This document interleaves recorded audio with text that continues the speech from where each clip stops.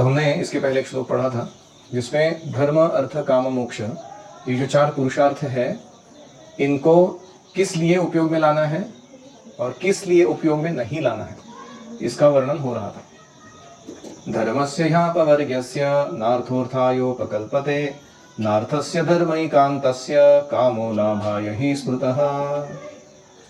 धर्म का उपयोग अपवर्ग के लिए होना चाहिए, यानी मुक्ति प्राप्त करने के लिए, न अर्थ अर्थाय, ना कि अपनी इकोनॉमिक सिस्टम अच्छी करने के लिए।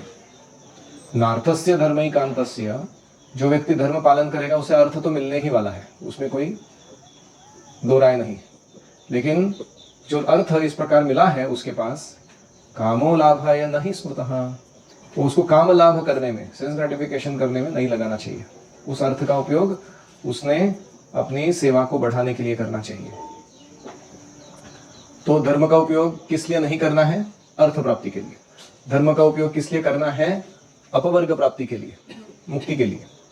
फिर धर्म से मिलेगा अर्थ। अर्थ का उपयोग किस लिए नहीं करना है? काम लाभाय, सेंस ग्रेटिफिकेशन के लिए। अर्थ का उपयोग किस लिए करना है? यह है अगला श्लोक, 10वां श्लोक। मेरे साथ गाइए।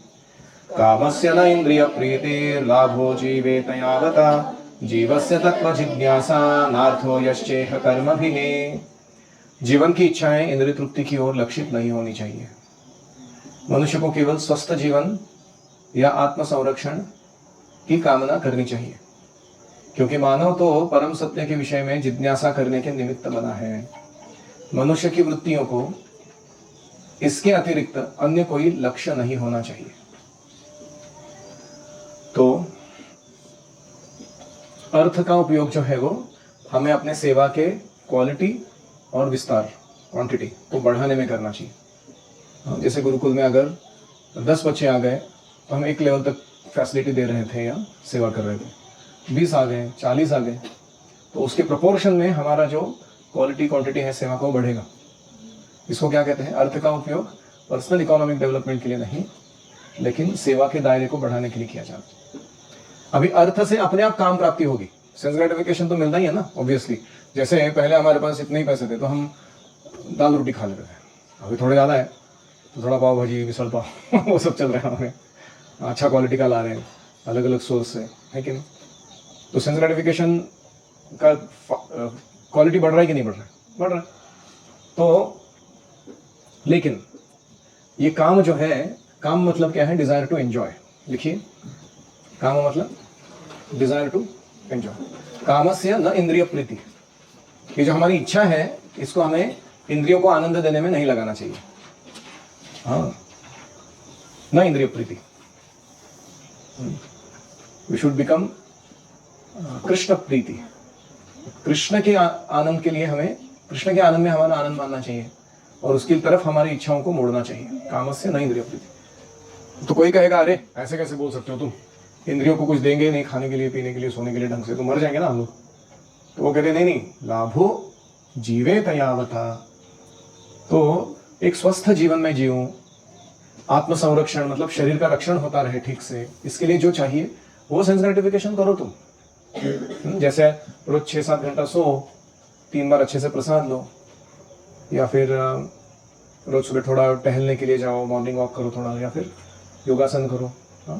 लाभो जीवेत यावत, जितना शरीर को अच्छा तंदुरुस्त रखने के लिए जरूरी है उतना तुम काम का उपयोग करो, नो प्रॉब्लम। बाकी सारा जो इच्छा बचता है, अभी सोचे एक दिन में हम कितने कुछ लेट्स से 1 लाख थॉट्स करते हैं, और उसमें से हो सकता है कि एक 5000 थॉट्स जो है वो खाना पीना, सोना, कब करना, क्या खाना, कैसे परचेस करना, कैसे कुकिंग करना, कैसे घर साफ करना, वो सब में चला जाता है। अभी बचे कितने थॉट्स? 95,000। वो बाकी थॉट्स का करना है, कैपेसिटी है ना इतना इच्छा करने का हमारा। वो कहते हैं जीवस्य तत्व जिज्ञासा। वो सारे थॉट्स को कौन सी दिशा में डालो? तत्व जिज्ञासा। परम सत्य क्या है, परम तत्व क्या है, उसकी जिज्ञासा करने में, उसको समझने में, अपना संबंध उससे जोड़ने में अपनी इच्छाओं को लगाओ। हाँ, नार्थो यश्चेह कर्म भी। हाँ, हमारी जो कर्म है, वृत्तियाँ हैं, कार्य हम करने निकले हैं, हाँ, उसका लक्ष्य और कुछ नहीं होना चाहिए। मतलब हर कार्य में हम परम सत्य की खोज कर रहे हैं। जैसे परीक्षित महाराज थे ना, हर व्यक्ति के पास आकर देखते थे छोटे बालक के रूप में कि ये कृष्ण है क्या, नहीं है। दूसरे व्यक्ति को जाकर उसकी धोती खींचते, तो बेबी रेंगता हुआ, फिर वो मुंह मुड़ता था उसकी तरफ, बोलता ये भी वो नहीं है, कृष्ण नहीं है वो जो मैंने गर्भ में देखा था मेरे माता के, तो इसलिए उनका नाम क्या था, परीक्षित। ऐसे हमें भी बनना चाहिए। हाँ, इसमें राम है क्या, तो मैं इसको स्वीकार करता हूँ, इसमें कोई राम नहीं है तो मैं उसको अस्वीकार करता हूँ। वो फेमस लीला है ना, हनुमान जी को जो लंका विजय के पश्चात राम जी ने कहा कि मैं कुछ देना चाहता हूँ गिफ्ट तुमको, तो उन्हें बहुत सुंदर मुक्ताहार, अपना कंठहार निकाल के मोतियों का बना हुआ हनुमान जी को पहनाया। तो हनुमान जी तो ठहरे बंदर जाति के ऐसा लोगों को लग रहा था।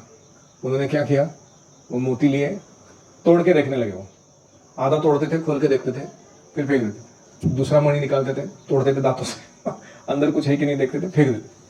तो सारे जो राज्यसभा में बैठे हुए लोग तो सारे गुस्से में आ गए, अरे भगवान राम ने इतना प्रेम से दिया और ये अपना बंदर जैसा स्वभाव दिखा रहा है ये व्यक्ति, समझ में आता है कि नहीं आता। तो राम जी को पता था वो क्या सोच रहे हैं, तो उन्होंने कारण पूछा, हनुमान जी आप ये क्यों कर रहे हो, क्या कर रहे हो। तो हनुमान जी ने कहा कि मैं इसको तोड़ के देख रहा हूँ कि इसके अंदर राम है कि नहीं, अगर नहीं है तो मेरे क्या काम का है, इसलिए इसको फेंक रहा हूँ। तो राम जी ने पूछा फिर इसकी क्या गारंटी कि आपके अंदर राम है, मैं हूँ। तो तब वो हनुमान जी ने अपना छाती चीर के दिखाया, सीताराम बैठे हुए वहां पे पावरफुल दर्शन था वो सबके लिए एकदम। तो इसलिए हमें भी, हम जो करने निकले हैं, पढ़ाई करने निकले हैं, जॉब, करियर, बिजनेस, शादी, बच्चे, जो भी प्रचार,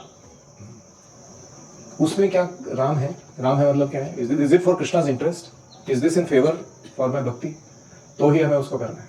इसको क्या कहते हैं, नार्थो यश्चेह कर्म भी।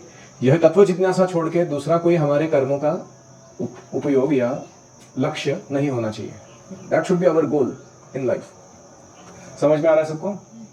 तो पहले लिखिए धर्म, फिर लिखिए अर्थ, फिर काम और मोक्ष, और उसके लेफ्ट में लिखिए धर्म के नहीं, और धर्म के राइट में लिखिए उपयोग करो। तो धर्म का उपयोग इसलिए नहीं करो, इसलिए नहीं करो, अरे सुना ना अभी, इधर लिखा धर्मस्य ही अपवर्गस्य न अर्थ अर्थाय। आप शायद समझ नहीं रहे हो मैं क्या कह रहा हूँ, क्या लिख रहा है, मैं लिख के दिखाता हूँ आपको। तो आपको लिखना है नॉट फॉर, फिर लिखना है पुरुषार्थ, फिर लिखना है यूज फॉर,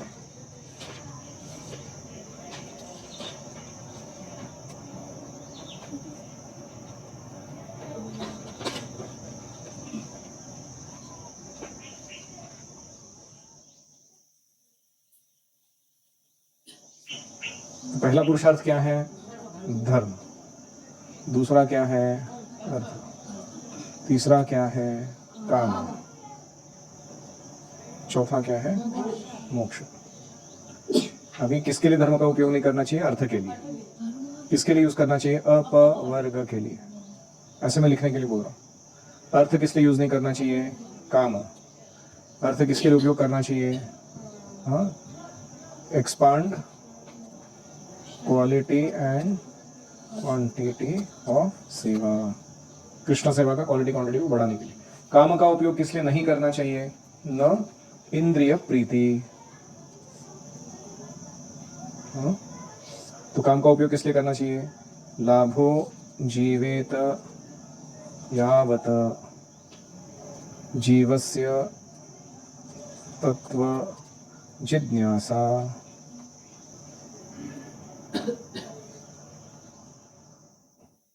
कर्म भी सेवा। तो इन सब के लिए इच्छाओं को लगाना चाहिए। काम का अर्थ है डिजायर।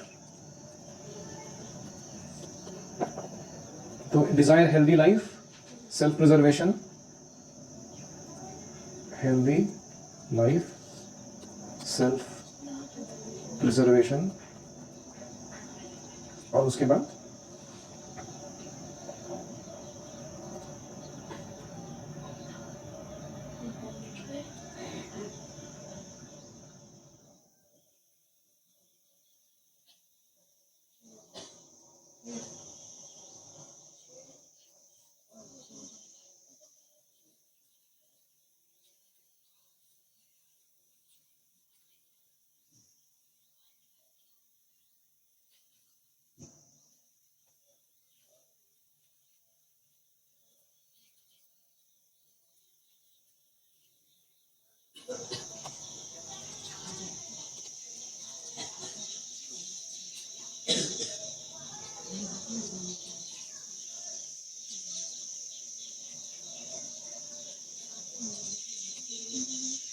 मोक्ष की इच्छा को किस लिए यूज नहीं करना चाहिए?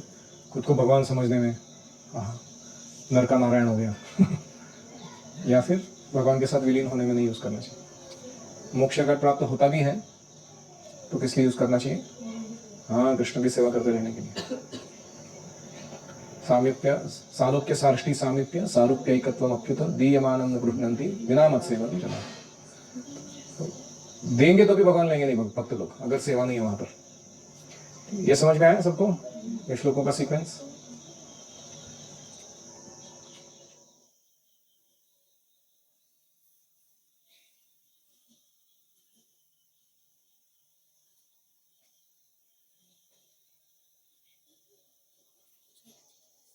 ठीक है, अभी आगे बढ़ते हैं। ठीक है, बाद में लिख लो, नो प्रॉब्लम। अभी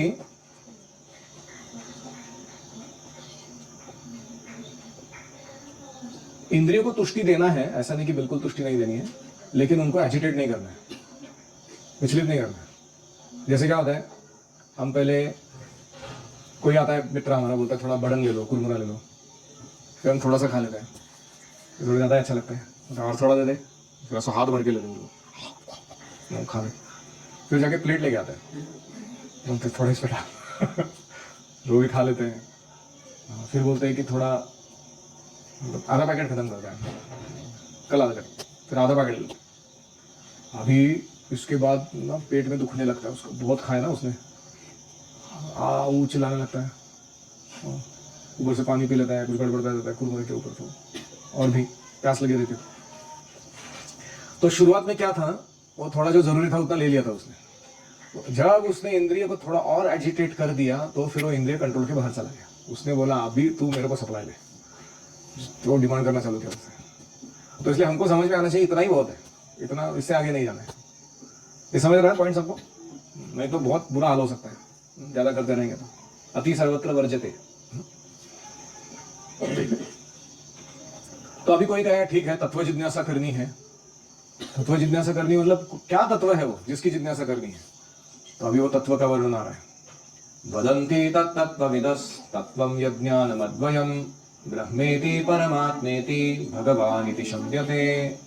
परम सत्य को जानने वाले अध्यात्मवादी लोग, तत्वविद लोग, इसे, इस अद्वैत तत्व को ब्रह्म, परमात्मा या भगवान के नाम से पुकारते हैं। तो परम सत्य तीन स्वरूप में है, ब्रह्म, परमात्मा, भगवान, ऐसे इनके तीन फीचर्स हैं। ये हमने बहुत बार सुना है, इसलिए हम ज्यादा वर्णन नहीं देंगे। तो सरल भाषा में कहना है तो जो कोई ट्रेन पास में आ रही है तो केवल उसका लाइट दिख रहा है, लाइट को ही हम सब कुछ मान लेते हैं, वही ट्रेन है। लेकिन थोड़ा और दुखता है तो दिखाई पड़ता है कि इंजन है, बोगीज है कि नहीं, तो वो हम मान लेते हैं कि अरे यही ट्रेन है, इंजन और बोगीज मतलब ट्रेन है। फिर और थोड़ा रुकते हैं, ट्रेन स्टेशन पे रुकती है तो अंदर दिखाई पड़ता है अरे ट्रेन बोगी के अंदर भी लोग बैठे बहुत सारे, उनके अपने कुछ आदान प्रदान चल रहे हैं, काम चल रहा है कि नहीं। तो ऐसे ही ब्रह्मन मतलब लाइट, परमात्मा मतलब लोकलाइज्ड, एंड भगवान मतलब पर्सनल फॉर्म, फुल डिटेल एकदम। तो ऐसे तीन स्तर हैं भगवान को जानने के। भगवान feature is the top most, और वही सबका आधार है ना। तो इसीलिए ये तत्व के पीछे पड़ना चाहिए हमको। तो ऐसा नहीं कि हम भक्त बनते हैं तो केवल भगवान को ही मानते हैं और वो ब्रह्म परमात्मा को कुछ केयर नहीं करते, ऐसा नहीं है। जो भक्तगण भी हैं वो कृष्ण के ब्रह्म ज्योति का जो विस्तार है उनके आजू बाजू वो देख पाते हैं। ओम तद्विष्णु परमं पदगम सदा पश्यन्ति सूर्य दिवीव चक्षुराततम। जैसे सूर्य को आप क्लियरली देख सकते हो दोपहर में, वैसे जो शुद्ध ब्राह्मण है, वैष्णव ब्राह्मण, वो भगवान के वैकुंठ धाम को देख सकते हैं, इधर बैठे हुए क्लियरली देख सकते हैं।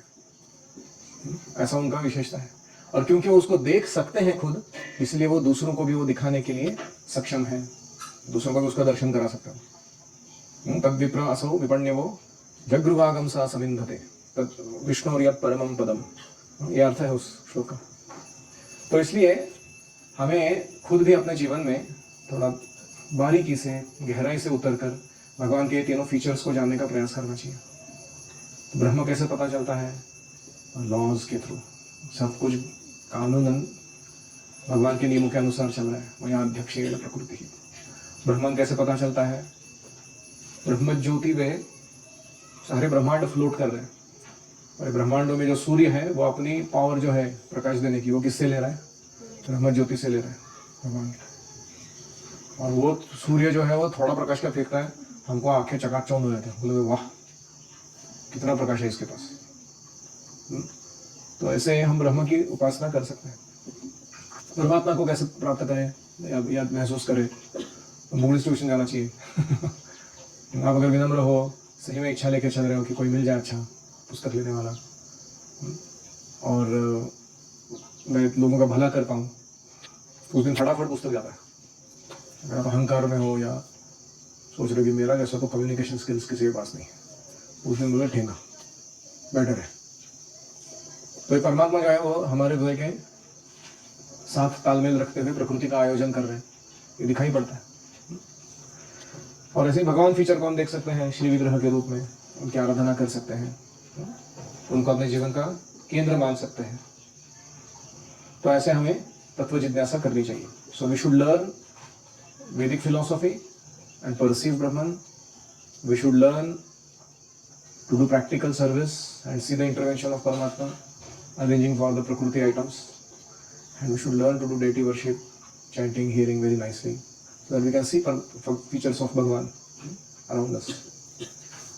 तो कोई कहेगा ठीक है, कैसे सुनना चाहिए, कैसे ये तत्व जिज्ञासा करने का प्रोसेस क्या है आपका?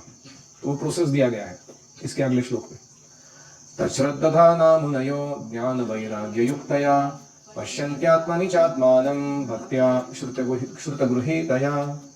वो कहते हैं कि सबसे पहला चीज जरूरी है कि तच्छ्रद्दधाना, हमें श्रद्धा पूर्वक जिज्ञासा करनी चाहिए, गंभीर रूप से जिज्ञासा करनी चाहिए। मैं भगवान को जानना चाहता हूँ। जैसे वो जर्नी हो में हम देखते हैं राधा नाथ महाराज को, है ना, very sincerely desiring, I want to know God, I want to be with God. उसको कहते हैं तच्छ्रद्धाना, वेरी सीरियस अबाउट पर्पस। मुने यहाँ, so we should become thoughtful. मुनि मतलब क्या है? जो मन को अपने इच्छा अनुसार मोड़ सकता है, उसको क्या कहते हैं? मुनि। सो एक है फेथफुल और दूसरा है थॉटफुल। अगर हम सिर्फ फेथफुल हैं, श्रद्धा रखते हैं, लेकिन थॉटफुल नहीं है, तो हमको उल्लू बनाया जाएगा, अंधश्रद्धा कर दी जाएगी हमारी। और अगर हम सिर्फ थॉटफुल हैं, बहुत ही ज्यादा तर्क लगाते रहते हैं, लेकिन फेथफुल नहीं है, विश्वास रखने को तैयार नहीं, तो फिर हम ऐसे ड्राई स्पेकुलेटर, शुष्क तार्किक के जैसे बैठे रह सकते हैं, आर्म चेयर पे स्पेकुलेट करते हुए, हुक्का पीते हुए। समझ में तो कुछ आ नहीं रहा है स्पिरिचुअल लाइफ, लेकिन फिलोसफी बहुत ज्यादा मालूम है। तो ये दोनों भी एक्सट्रीम नहीं चाहिए। श्रद्धाना मुनयः, फेथफुल थॉटफुल, दोनों चाहिए। और इससे क्या होगा? ज्ञान वैराग्य युक्तया। तो हम ज्ञान, स्पिरिचुअल नॉलेज, और वैराग्य, मटेरियल डिटैचमेंट, इससे युक्त हो जाएंगे अपने जीवन में। और उस समय पश्यन्ति आत्मनि च आत्मानं, अपने हृदय में भक्ति द्वारा वो परम सत्य की अनुभूति करने लगता है। हृदय में ही बैठे भगवान। तो पश्यति आत्मनि च आत्मानं, अपने ही अंदर हृदय में, तस्यांते सुषिरगम सूक्ष्मम सर्वम तस्मिन् प्रतिष्ठितम, आता है ना नारायण सूक्त। क्या वर्णन है वो? परमात्मा का स्वरूप का पूरा वर्णन है वो सूक्त में। तो ये हम देखना शुरू कर सकते हैं कि कैसे हमारी आत्मा के केंद्र भाग में परमात्मा बैठे हुए हैं। भक्त्या श्रुतगृहीतया, और एक सरल पद्धति है भक्ति पूर्वक श्रवण करना भगवान के बारे में। ये श्रुतगृहीतया का अर्थ क्या है कि हम जितना अच्छा श्रवण करेंगे ना, उतना अनायास, बिना ज्यादा परिश्रम किए, कानों के माध्यम से भगवान हमारे हृदय में उतर जाएंगे। क्या करने से? अच्छा सुनने से।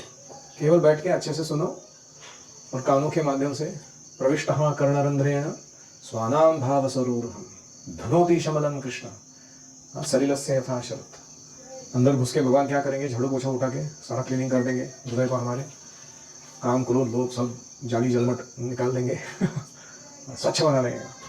और हम क्या कर रहे हैं उसके बीच में? हरे कृष्ण कृष्ण कृष्ण हरे हरे, हरे राम राम राम हरे हरे।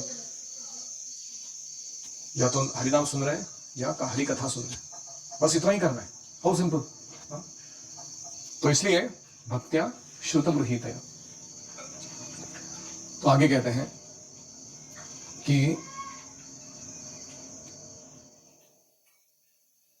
हमें किसी व्यावसायिक व्यक्ति से श्रवण नहीं करना चाहिए। प्रोफेशनल रिसाइटर्स जो है भागवतम के, आजकल बड़ा चर्चा में है कुछ लोग प्रोफेशनल रिसाइटर्स। क्यों? क्योंकि उनका खुद का लाइफ बहुत लैविश है और हजारों करोड़ों की गाड़ियों में घूम रहे हैं या जो भी high quality costly articles use कर रहे हैं। तो लोग पूछते हैं अरे तो इतना पैसा कहाँ से तुम्हारे पास? तो बोलते हैं तो वो तो मेरा प्रोफेशन है भागवत कथा करना, लोगों ने अगर दिया है गिफ्ट तो हम क्यों नहीं यूज करें। तो कभी कभी ऐसा होता है कि ऐसे प्रोफेशनल लोगों से सुनने से हमारे हृदय में भी वही भावनाएं आने लगती है कि हम भी ऐसे बन जाए, कैरिज्मेटिक स्पीकर ऑफ भागवतम। लेकिन जो व्यक्ति सरलतापूर्वक भागवत के अध्ययन करने में, समझाने में लगा है, उससे श्रवण करेंगे तो हमारे हृदय में भी शुद्ध इच्छाएं आएंगी। इसलिए श्रुति, स्मृति, पुराण, पंचरात्र, इन प्रमाणों के साथ, सिद्धांत के साथ जो भक्ति स्थापित कर रहा है उसी व्यक्ति से सुनना चाहिए। कोई कहेगा ठीक है, प्रोसेस तो समझ में आया कि फेथफुल, थॉटफुल बनना है, ज्ञान वैराग्य से युक्त हो जाना है और श्रुति गृहीत है, मतलब सुनने में लगाना है अपने एनर्जीज को, और उससे क्या होगा? पश्यति आत्मनि आत्मानम, अपने हृदय में ही बैठे हुए परमात्मा को हम देख पाएंगे। तो कोई प्रश्न पूछेगा कि अगर दर्शन भी हो गया भगवान का, भौतिक जगत में हम रह रहे हैं और यहीं पे बैठे बैठे अगर भगवान प्राप्त भी हो जाए तो करना क्या है? क्योंकि कुछ लोग क्या समझते हैं, जैसे हम म्यूजियम देखने जाते हैं ना, कभी कभी कोई एंटीक पीस रहता है, ये शिवाजी महाराज का तलवार है, ये टीपू सुल्तान का घोड़े का नाल है, तो लोग उसको क्या है, फ्रोजन परफेक्शन जैसा ऐसे देखते हैं कि हाँ वो मैंने देख के आया, छू के आया मैं। तो क्या भगवान कोई ऐसी चीज है कि एक दिन क्या हुआ ना, 7th wonder of the world, 8th wonder of the world सब देख लेने के बाद ना अचानक मेरे को ना भगवान दिख गए, फिर मैंने वो परफेक्शन प्राप्त कर लिया देखने का, फिर खत्म हो गया life, that's the end of the हमारा जीवन परिपूर्ण हो गया क्योंकि we saw the best thing. ऐसा वो कहते हैं नहीं, भगवान से मिलने का ही मतलब है कि हमारे सारे काया वाचा मन के कार्य जो है वो किसमें लगेंगे? भगवान को प्रसन्न करने में लगेंगे। तो वो कहते हैं अगला श्लोक, अतः पुंभिर्द्विज श्रेष्ठा वर्णाश्रम विभागशः स्वनुष्ठितस्य धर्मस्य संसिद्धिर्हरितोषणम्। अतएव मतलब बेस्ट बेनिफिट जो है भगवान को, उन्होंने पूछा था ना पुंसाम एकांततः श्रेयः, क्या है बेस्ट बेनिफिट? तो उन्होंने बता दिया, पश्यन्ति आत्मनि च आत्मानं, भगवान को हृदय में देखना, उनकी सेवा में लगना, यही बेस्ट है। तो इसीलिए अभी वो कंक्लूजन दे रहे हैं कि सभी व्यक्तियों के लिए बेस्ट एंगेजमेंट क्या है। वो कहते हैं अतः हे द्विज श्रेष्ठ, सुत गोस्वामी शौनकादि ऋषियों को कह रहे हैं, निष्कर्ष यह कहलाता है। अतः मतलब क्या है? निष्कर्ष निकाल रहे हैं ये सारे वर्णन का। कहां से शुरू किया था वो श्लोक? सवै पुंसाम परो धर्म, वहां शुरू किया था। अभी लास्ट श्लोक में वो कंक्लूजन चल दे रहे हैं उसका, वो सारे डिस्कशन का। अतः निष्कर्ष यह निकल रहा है, वर्णाश्रम धर्म के अनुसार अपने अपने कर्तव्यों को पूरा करने से जो परम सिद्धि प्राप्त हो सकती है वह है भगवान को प्रसन्न करना। सुनिष्ठित मतलब अच्छे से वर्ण और आश्रम को पालन करना, और उसका कंक्लूजन क्या है? संसिद्धिर हरितोषणम, भगवान हरि आपसे संतुष्ट हो जाए। तो हमें शिक्षक हैं तो ऐसे पढ़ाना चाहिए कि भगवान हरि हमसे संतुष्ट हो जाए। हम विद्यार्थी हैं तो ऐसे पढ़ना चाहिए जिससे भगवान संतुष्ट हो जाए। बहुत प्रामाणिकता से पढ़ा। हम किचन में सेवा कर रहे हैं या जो भी हमारे कार्य कर रहे हैं, वो हमेशा मन में रहना चाहिए कि will Krishna be please if I do this way. तो इस तरीके से हमें उस कार्य का समसिद्धि, परफेक्शन प्राप्त हो सकता है।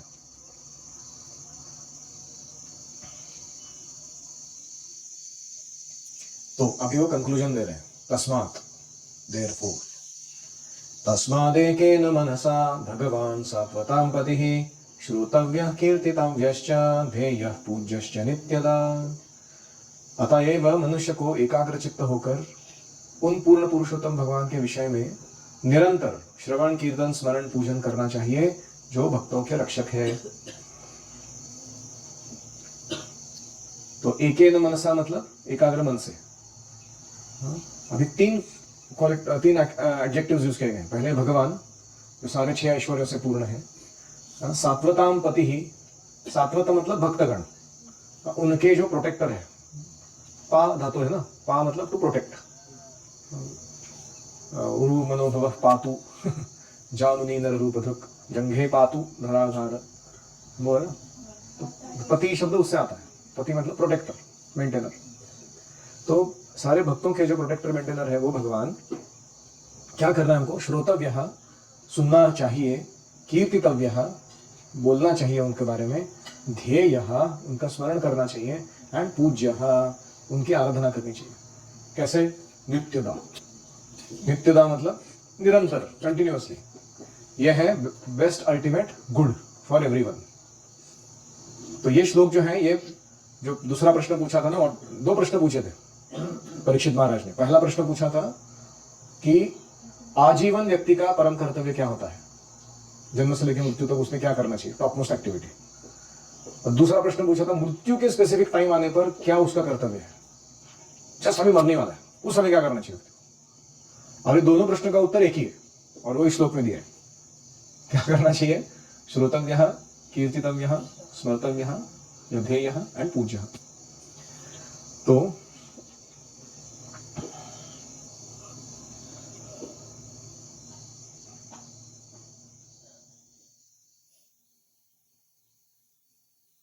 अभी वो कहते हैं कि भगवान का ध्यान करने का परिणाम क्या है। उससे एक स्पेशल सोल्ड प्राप्त हो जाती है हमको। उस सोल्ड का नाम है अनुध्यासिना। क्या नाम है? अनुध्या, कांस्टेंट रिमेम्बरेंस नाम की सोल्ड है वो। असीना, असीना मतलब सोल्ड। और वो क्या कर सकती है? वो हमारे सारे बंधनों को काट सकती है। ऐसी पावरफुल सोल्ड है वो। यद अनुध्यासिना युक्ता कर्म ग्रंथि निबंधनम छिंदन्ति कोविदास्तस्य को न कुर्यात् कथारतिम। हाथ में तलवार लिए बुद्धिमान मनुष्य भगवान का स्मरण करते हुए कर्म की बंधी हुई ग्रंथियों को काट देते हैं। हाथ में तलवार लिए मतलब कौन सी तलवार? भगवान के अनुस्मरण की तलवार, जो हम सुबह सुबह भी पढ़ रहे थे, अनुस्मृत्यो हो। तो भगवान के स्मरण रूपी तलवार को हाथ में लेकर मनुष्य भगवान के प्रेरणा से सारे कर्म बंधनों को काट सकते हैं। कर्म ग्रंथि निबंधनम, छिंदंती, निबंधनम मतलब बंधी हुई, छिंदंती मतलब काट देना, बंधी हुई गांठों को काट देना। कोविदाह, कोविदाह मतलब बुद्धिमान व्यक्ति। ऐसे अगर भगवान है कि जिनका स्मरण करने मात्र से व्यक्ति को ऐसी तलवार मिलती है कि उसके सारे बंधनों को काट सकता है, तो कौन कुर्यात् कथा रतिम, कौन मूर्ख है जो ऐसी कथा में रति नहीं उत्पन्न करेगा, भगवान के बारे में सुनना नहीं चाहेगा। हु विल नॉट, अतएव ऐसा कौन होगा जो भगवान के संदेश की ओर ध्यान नहीं देगा। तो इसीलिए कभी कभी हमें नींद आती है, कभी कभी हमें संशय आते हैं, कभी कभी हमें डिस्ट्रैक्शन होता है कुछ कुछ क्लास के बीच, लेकिन फिर भी हमें अपने ध्यान को पुनः वापस लाना चाहिए सुनने में। जैसे मैं उदाहरण दिया था ना, बेबी विद ग्राइप वाटर, उसको पिलाया जा रहा है और वो फेंक रहा है बाहर। ऐसे ही हमारा मन भी क्या कर रहा है कथा के बीच में, वो घुसने नहीं दे रहा अंदर, जो उसको मालूम है पूरा घुस जाएगा अंदर तो mind will become controlled after that, तो उसको नहीं चाहिए वो। तो इसलिए हमें जो भी है बीच बीच में हम डिस्ट्रैक्ट हो जाते हैं, वापस काम और मन कथा में लगा देना चाहिए। ऐसा करते रहने से हम भी अपने सारे कंडीशनिंग्स को काट देंगे।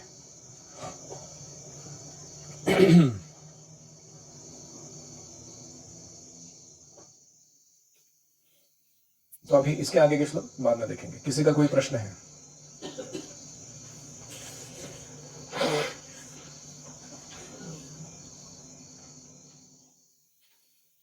What do you remember? What do you like from what you heard? अभी तक जो सुना उसमें से क्या अच्छा लगा?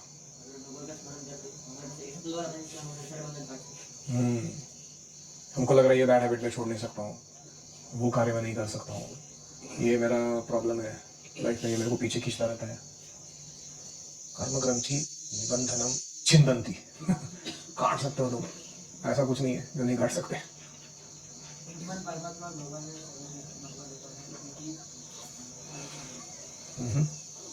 गुड।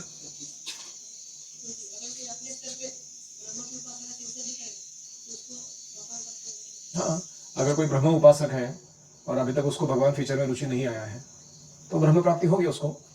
और वहाँ से उसको और आगे प्रोग्रेस करने के लिए मौका मिलेगा। जैसे बहुत सारे शिव जी के उपासक होते हैं, वो ब्रह्म की उपासना करते हैं, निर्विशेष निराकार ब्रह्म। तो बहुत ही डेडिकेटेड है अगर शिव जी के प्रति, उनको सदा शिव लोक में ले जाते हैं वो, जो इस भौतिक जगत के परे है, ब्रह्म ज्योति से भी ऊपर है। फिर उनको और समझ में आने लगता है, अरे स्पिरिचुअल लाइफ तो इससे भी और आगे बहुत। फिर वो शिव जी खुद ट्रेनिंग देता है उनको, बोलते जाओ संकर्षण भगवान के पास जाओ, जो मेरे आराध्य है।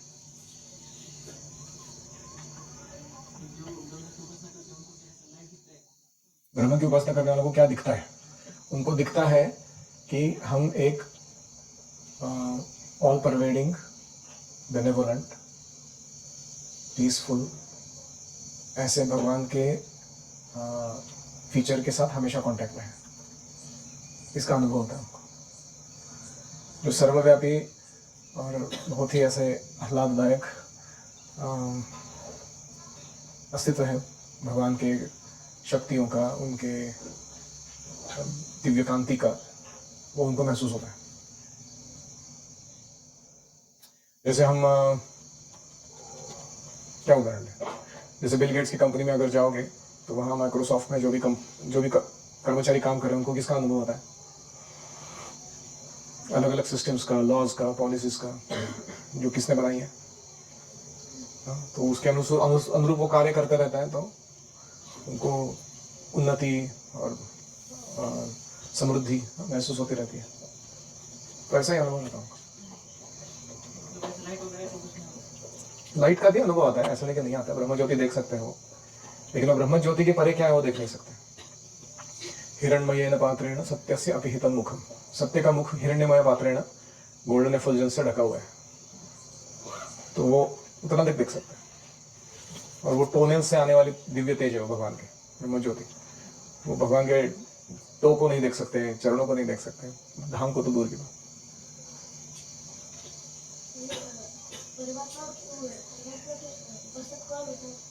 परमात्मा के उपासक जनरली अष्टांग योग पालन करने वाले मिस्टिक योगीज होते हैं। वो परमात्मा की प्राप्ति करना चाहते हैं। 4 प्रकार के अध्यात्मवादी है ना, एक होते हैं कर्म योगी, ज्ञान योगी, ध्यान योगी और भक्ति योगी। चारों स्पिरिचुअल है, लेकिन इनका गोल अपना अपना होता है। कुछ लोग होते हैं कर्म योगी होते हैं, लेकिन उनको ब्रह्म चाहिए। ज्ञान योगी होते हैं, उनको ब्रह्म चाहिए। परमात्मा भगवान ही है नहीं, परमात्मा फीचर इज नॉट भगवान। परमात्मा विल एक्ट लाइक भगवान feature when you become a devotee, लेकिन परमात्मा कैसे है, न्यूट्रल फीचर है वो। तुमने अच्छा किया अच्छा देंगे, गड़बड़ किया दंड देंगे, जैसे जज होता है ना कोई। लेकिन तुम्हें जब पता चला जज मेरे पिताजी है तो फिर अलग रिलेशनशिप चालू हो जाता है। लेकिन तब तक वो न्यूट्रल है परमात्मा। इसलिए अष्टांग योगी अपने ही प्रयास से प्रयत्न करते रहते हैं, उनको कोई सपोर्ट नहीं होता ज्यादा भक्ति का। वहाँ ऐसे खुद ही लड़ो, खुद के इंद्रिय और मन पर खुद ही नियंत्रण लाओ, बहुत टीडियस काम है उनका।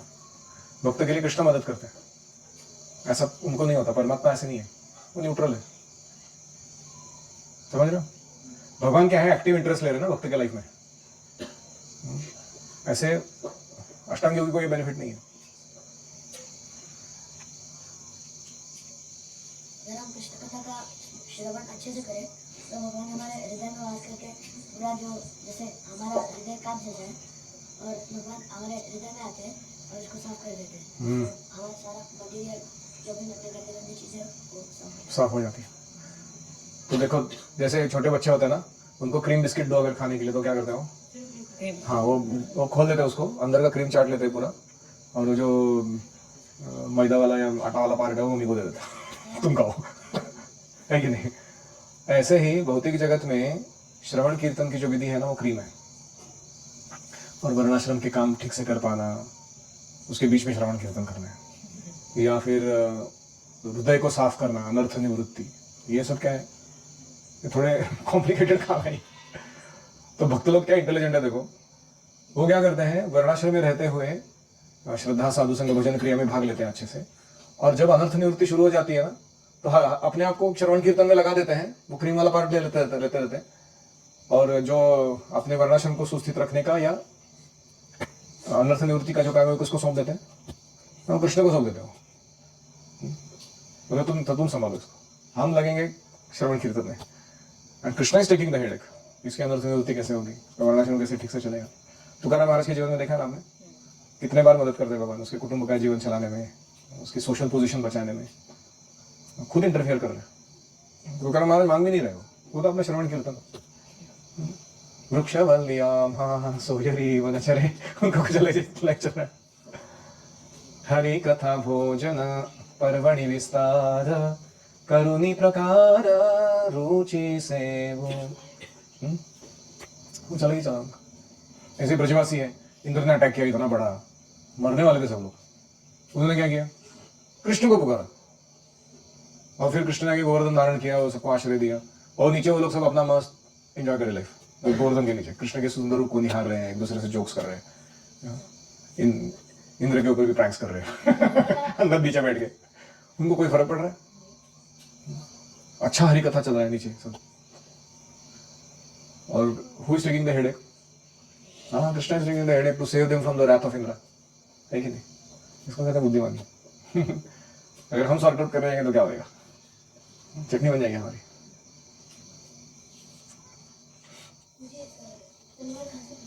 ये तलवार कहाँ से मिलती है? तो the sword of knowledge is given by Balram and it is handed over by our teacher guru to us, who is coming in parampara, in गुरु परंपरा। तो बलराम जी आदि गुरु हैं, उनसे वो गुरु शिष्य परंपरा में अनुध्यासीना हैंड ओवर की जाती है।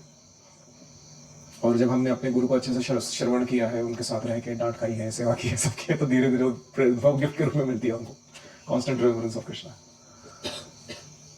तो लेकिन जो नॉलेज है वो कृष्ण से आता है,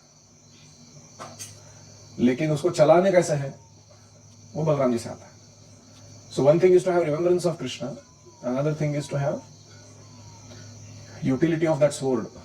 एक होता है स्वॉर्ड होना, दूसरा वो चलाना, दो अलग अलग काम है। तो कृष्ण स्वॉर्ड देते हैं, बलराम जी ताकत देते हैं चलाने की। इसलिए बहुत सारे डिमंस में से कुछ डिमंस कृष्ण मारते हैं, कुछ डिमंस कौन मारते हैं? बलराम जी मारते हैं। प्रोप्राइटरशिप मेंटालिटी वाला धेनुकासुर, या फिर